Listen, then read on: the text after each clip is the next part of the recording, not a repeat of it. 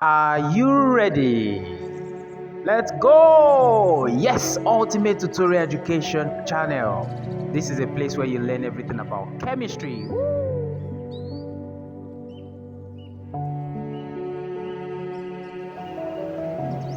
Okay, so this is Ultimate Tutorial. My name is Emmanuel, your tutor.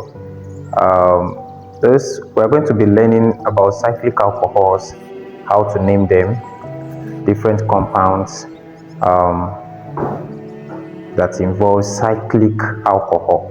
Now, this example that we have here, we have a compound here. This is a compound, an organic compound at that. And then if you look at this carefully, you will see that we have a cyclic compound attached to the OH group. The cyclic compounds are compounds that are in a ring form. They're in a ring form. It means that the carbon atoms are connected to one another in a ring pattern. For instance, in this example that we have here, you will discover that we have carbons, but the carbons are not obvious. The carbon atom are not shown in any of this structure, So now, how do you locate the carbons that are in a cyclic compound drawn like this, and how do you know the number of carbon attached to it? So now, look at it carefully. The carbon atoms are the points where we have two lines. They are the points where we have two lines, all right? Where two lines meet, these lines are called bonds. Each of these lines that you see in this diagram are called bonds, all right? So we have carbon atom at this point here, carbon atom at this point, where these two lines meet. We have carbon atom there. Here also we have carbon atom here. We have carbon atom here. Now, so it tells us that in this compound there's a carbon atom here, there's a carbon atom here, there's another carbon atom here, there's another one here, there's another one here, and there's another one here. So that tells us in this compound we have 6 carbon atoms. We have 6 carbon atoms. Now, when you have 6 carbon atoms like that, unlike straight chain, 6 carbon atom tells us that it is X, all right? It has the name X. The word 6, X stands for 6, all right? 6 carbons, 6 carbon atoms, all right? So now because the functional group that we have in this structure, the only functional group we are seeing here is the OH, and that indicates the fact that this compound is an alcohol. Okay, now so we're going to name this compound hexanol. But then there is a little complication which I'm going to explain now. We have 2 OH group in this compound.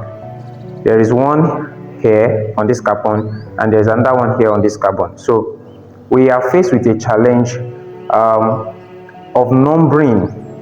Don't forget, whenever you are naming a compound, the functional group must be attached to a lower number of carbon atom.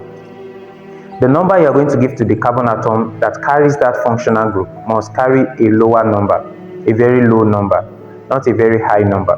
Now, for this particular compound, the cyclic structure here, this cyclic structure, all right, has 2 OH attached to it.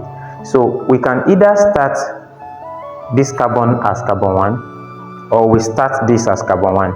It depends on whichever. You can either say this is carbon 1 or this is carbon 1.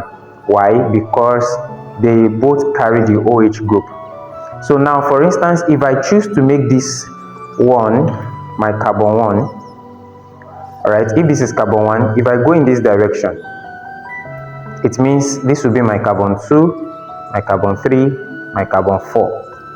And also likewise, if I go in this direction, it means this will be my carbon 2, carbon 3, and carbon 4 still. So that means that we have either this direction or this direction. This particular carbon will be carbon 4, while this will be carbon 1. Likewise, if you do it in the reverse direction, if you make this carbon 1, this will as well be carbon 4. So how do we infuse this into the name? X, then we put hyphen.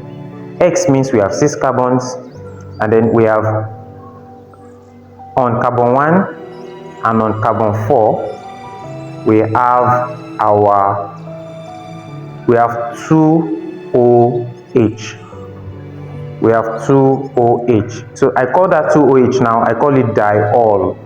Now diol, di means 2 OH. So I have 2 of them, so I call it diol. But then if we name it like this, it does not have any difference. We cannot really differentiate it from a straight chain, a straight organic compound. Organic compound that is a straight chain, that is not in a ring form, also can bear this name. So how do we differentiate a cyclic compound, the name of a cyclic compound, from the name of a straight chain?